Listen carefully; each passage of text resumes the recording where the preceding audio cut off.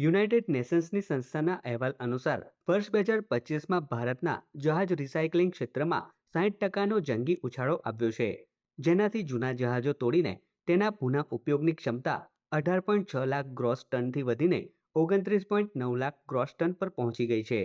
Ship recycling act 2019 અને 53.5 કરોડ રૂપિયાના ખર્ચે થયેલા આધુનિકીકરણને લીધે આ વૈશ્વિક પરિવર્તન આવ્યું છે. જો કે આ ઐતિહાસિક સિદ્ધિમાં ગુજરાતનું અલંગ શિપ રિસાયકલિંગ યાર્ડ वैश्विक केंद्र बिंदु साबित થયું છે. अलंग का बिजनेस तो बहुत बड़ा है, 10,000 करोड़ का करीबन उसका जब फुल स्विंग में चालू हो तो 10,000 करोड़ का हमारा टर्नओवर है। 1,500 से 1,600 करोड़ हम 2,000 करोड़ तक हम रेवेन्यू पे करते हैं सरकार को, और ये सारी डाउनस्ट्रीम वेस्ट मैनेजमेंट है, उसको मल्टीप्लाई करके और इसको बढ़ावा देती है। तो एम्प्लॉयमेंट भी आप देखो तो डायरेक्टली हमारे 15 से 20,000 लोग डायरेक्टली शिप रिसाइकलिंग के अंदर इन्वॉल्व है। और जैसे आपने देखा कि अलंग के आजू बाजू में 10 किलोमीटर एरिया में ये सारी जो एंसेलरी जो काम हो रहे हैं, जो हमारे खड्डे में छोटे छोटे लोग लाके उसको बेच रहे हैं, उसको रिनोवेट करके बेच रहे हैं, तो मैं ये कह रहा हूँ कि ये जो हमारा अलंग है वो एक इस तरह की इंडस्ट्री है कि वो रिसाइकलिंग भी नहीं है, ब्रेकिंग भी नहीं है, री इनकारनेशन है। हम हर एक चीज़ से एक नई चीज़ बनाते हैं। हमारा यहाँ पे जो वेस्ट निकल रहा है वो 0.05% से भी नीचे है। तो इस तरह से देखो तो एक ये सबसे बेस्ट इंडस्ट्री है। આંતરરાષ્ટ્રીય સ્તરે પર્યાવરણ અનુકૂળ રિસાયકલિંગ વ્યવસ્થા અને હોંગકોંગ કન્વેન્શનના માપદંડોનું ચુસ્ત પાલન થવાના કારણે અલંગ હવે યુરોપિયન દેશોના જહાજો માટે પહેલી પસંદ બન્યું છે.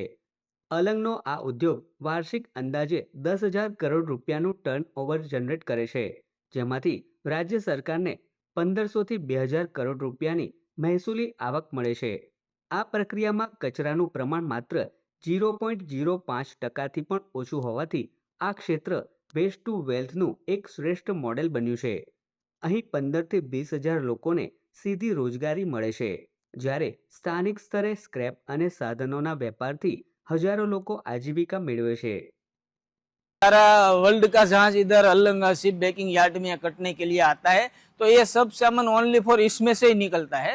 तो सब लोग आते हैं और बोलते हैं कि हमको फॉरेन का चीज चाहिए, तो हम ओनली फॉर फॉरेन का चीज जहाँ से लाते हैं और ग्राहक को इधर सलाह के टेस्ट करके खुशी से आराम से सेल होता है। જો કે શ્રમિકો માટે આવાસ, ભોજન, આર્થિક બોનસ અને વાર્ષિક 40 દિવસની સવેતન રજાઓ જેવી ઉત્તમ સુવિધાઓ પણ ઉપલબ્ધ કરાવાય છે.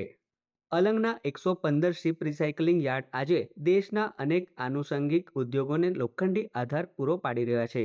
ગ્રીન અને સેફ રિસાયકલિંગ ક્ષમતાના આ સતત વિસ્તારથી ગુજરાત વૈશ્વિક દરિયાઈ નકશા પર અગ્રેસર રહ્યું છે, જે વિકસિત ભારતના લક્ષ્ય તરફ ટકાઉ વિકાસનું એક સશક્ત કદમ છે. यहाँ हम लोग को रहना, बैठना, खाना पीना सब कुछ कंपनी हमको देती है, और मेरा पगार पानी सब टाइम पे मिलता है, सब कुछ बढ़िया है, रहना बैठना सब। और हम लोग को साल में 40 दिन का छुट्टी भी मिलता है, उसका हम लोग जो घर जाते हैं 40 दिन बैठते हैं तो उसका हमारा पगार पानी कटता नहीं है, और हम लोग का उसी हिसाब से बोनस सब कुछ हमको मिला जाता है।